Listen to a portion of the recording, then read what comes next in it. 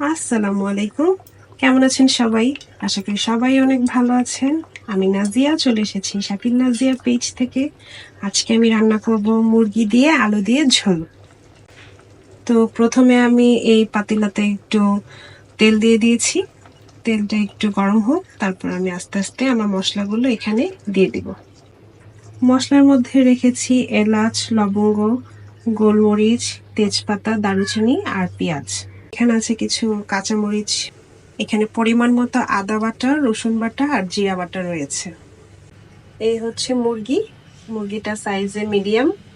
তো মুরগির সাইজ অনুযায়ী আমি আলু নিয়ে নিয়েছি। তো চলেন বন্ধুরা, আমরা রান্নাটা স্টার্ট করি। প্রথমেই গরম তেলে আমরা কিছু এলাচ দিয়ে দিব। এলাচের সাথে কিছু লবঙ্গ, গোলমরিচ, দারুচিনি, তেজপাতা দিয়ে হালকা বাদামি করে ভেজে নেব। মশলাগুলো হালকা ব্রাউন ভাবে ভেজে নেওয়ার পর আগে থেকে কেটে রেখেছিলাম পেঁয়াজ, তা দিয়ে দিলাম স্বাদ মতো লবণ। সাথে দিয়ে দিচ্ছি হলুদ গুঁড়ো আর মরিচের গুঁড়ো।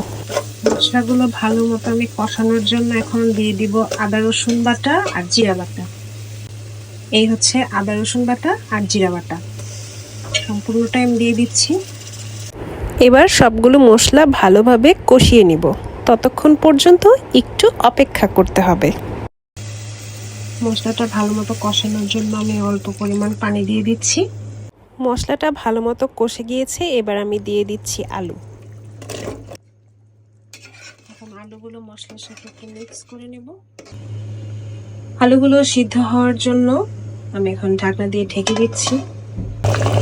অলমোস্ট আলুগুলো সিদ্ধ হয়ে গিয়েছে। এখন আমি এখানে মুরগিগুলো দিয়ে দিচ্ছি।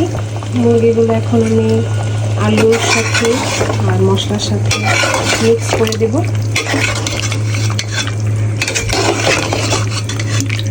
মিক্স করা হয়ে গিয়েছে, এখন আমি আবার ঢাকনা দিয়ে ঢেকে দেব। কেটে রেখেছিলাম কাঁচামরিচগুলো ফালি করে, তো সেগুলো আমি দিয়ে দিচ্ছি। যে যতটুকু ঝাল খাবেন সেই পরিমাণেই আপনারা কাঁচামরিচ দিয়ে দিতে পারেন। আমি আজকে এখানেই বিদায় নিচ্ছি।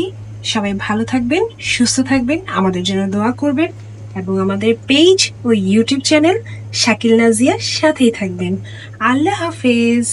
আসসালামু আলাইকুম।